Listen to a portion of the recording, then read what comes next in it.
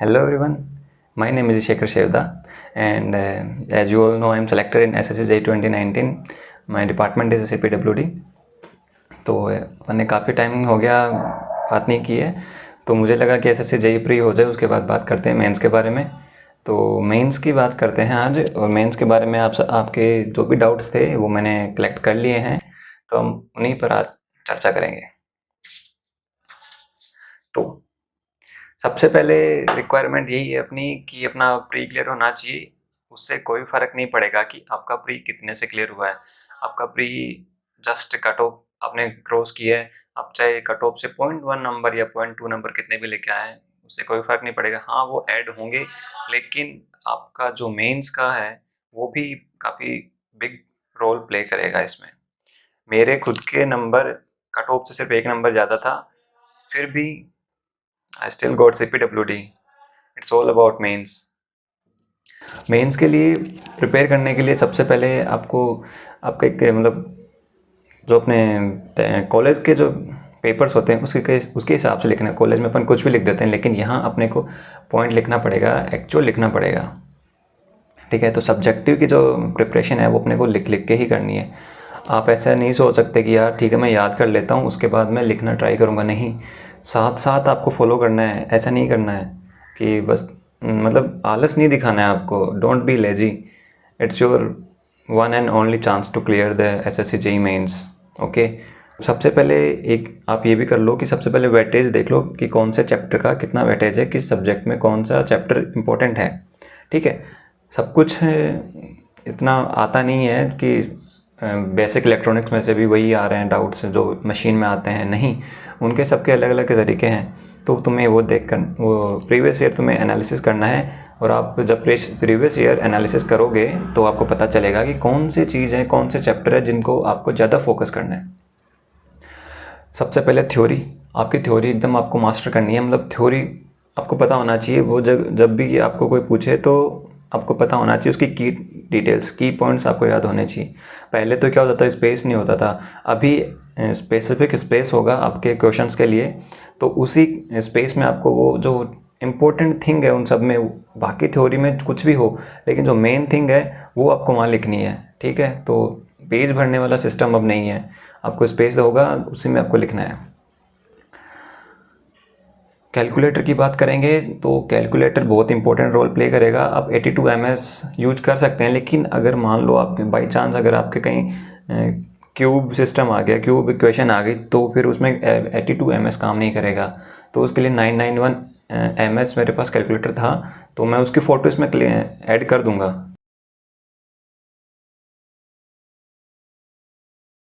होता है कि कभी कभी वहाँ पे जो स्कूल वाले होते हैं उनको पता नहीं होता है, तो फिर वो अलाउ नहीं करते हैं। इसलिए आपको 82 MS और 991 MS जो मेरे पास था वो दोनों लेके जाने हैं आपको।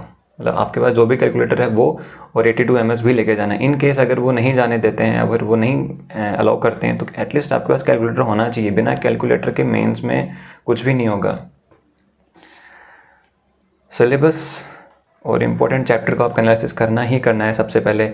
इसके बिना स्टार्ट करने से कोई वो नहीं है, उसके बहुत ही ज़्यादा टाइम लग जाएगा आपको, और उतना एफर्ट लगाने के बाद भी आपको रिजल्ट नहीं मिलेंगे अगर आपने बिना एनालिसिस के शुरू किया। पैटर्न और ट्रेंड को भी फॉलो करना है। प्रीवियस ईयर के क्वेश्चन को कम से कम आपको 3 से 4 बार रिवाइज कर लेना है।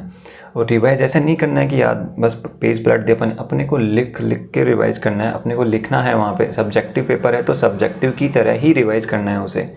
जैसा आप मेंस में लिखोगे वैसा ही आप घर पे प्रैक्टिस करोगे।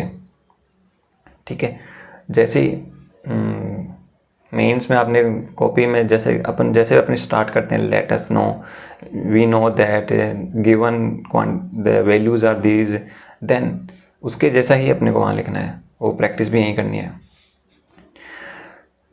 इम्पोर्टेंट बुक्स हैं उनको फॉलो करने की बात करें तो देखो, सबसे पहले आपको करना है SSC JEE mains previous year के क्वेश्चंस। IES मास्टर की अभी बुक अच्छी बता रहे हैं कि प्री में भी काफ़ी अच्छा रेस्पॉन्स रहा IES मास्टर के क्वेश्चंस का, काफ़ी हेल्प मिली है लोगों को। 1-2 फ्रेंड से मैंने बात की थी तो उन्होंने बताया कि उनको काफ़ी अच्छा मिला। और मेड इजी की भी आती है, आप उसकी भी ट्राई कर सकते हैं। BL थरेजा की बुक्स होती हैं, थ्योरी भी देख सकते हैं। जितनी आप थ्योरी बार बार पढ़ेंगे और थोड़ा एक्स्ट्रा कहीं से पढ़ेंगे तो आपके पास पॉइंट्स ऐड होते जाएंगे कि इस बुक में कुछ पॉइंट मिला, उस बुक में कुछ पॉइंट मिला, तो आपको उन सबको समराइज़ करके लिख देना होगा कि यार यहाँ से अच्छा ये पॉइंट था, और नोट से कुछ पॉइंट उठाओ, कुछ पॉइंट अदर बुक से उठाओगे। जब आप अदर बुक्स पढ़ोगे तो आपकी नॉलेज भी इम्प्रूव होगी, तो वो आपको वैसे भी बेनिफिशियल होगा। वहाँ से BL थरीजा से और VK मेहता से नोट्स का थ्योरी और आपको कैलकुलेटिव पार्ट न्यूमेरिकल्स वो दोनों प्रैक्टिस करना है।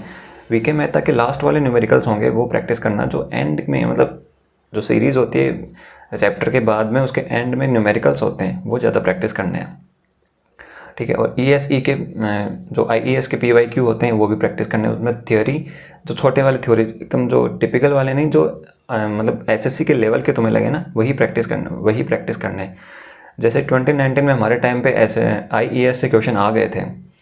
लकीली मैंने पढ़ लिया था, बस मैंने मेजरमेंट नहीं पढ़ा था, वहाँ से भी क्वेश्चन आ गया था, वो मेरे से नहीं हुआ था। फिर एक नोटबुक आप बना सकते हो। नोटबुक बनाओ तो उसमें मतलब ऐसा नहीं कि आप सब कुछ लिखना है। जैसे कि आपको कोई न्यू क्वेश्चन मिल गया, जैसे प्रीवियस ईयर जब आप देखोगे तो आपको काफ़ी न्यू क्वेश्चंस मिलेंगे, तो पता नहीं चलेगा ये क्वेश्चन कहाँ से आया। तो उसको अगर आप अपनी भाषा में लिखना चाहते हो, अपनी लैंग्वेज में लिखना चाहते हो, तो वैसे लिख के देख लो, और या फिर उसको रखो अपने पास कि हर बार आपको प्रीवियस ईयर बुक्स पेज ना पलटने पड़े, इसलिए तो आप उसको देख सकते हो। सबसे इम्पोर्टेंट है टेस्ट सीरीज़। जहाँ तक हो सके आप ऑफलाइन टेस्ट सीरीज़ ज्वाइन कीजिए। ऑनलाइन भी कर सकते हैं अगर आपके पास ऑप्शन है, तो ऑफलाइन मैं बोलूँगा ऑफलाइन ही ज़्यादा बेटर रहेगा। ऑफलाइन में एकदम एक्चुअल फील आता है, ठीक है, तो तुम्हें ज़्यादा अच्छा रहेगा अगर तुम्हारे पास ऑफलाइन के चांसेस हैं तो वो ज़्यादा करो।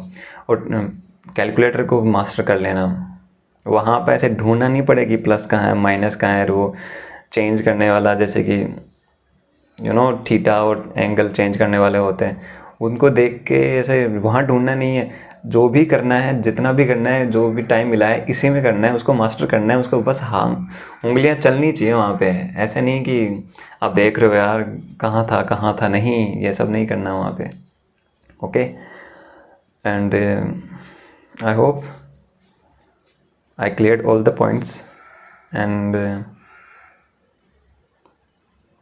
that's it from my side. You guys still have some doubts, then comment section में आप कर सकते हैं comment, और share and subscribe and like the video. Thank you so much.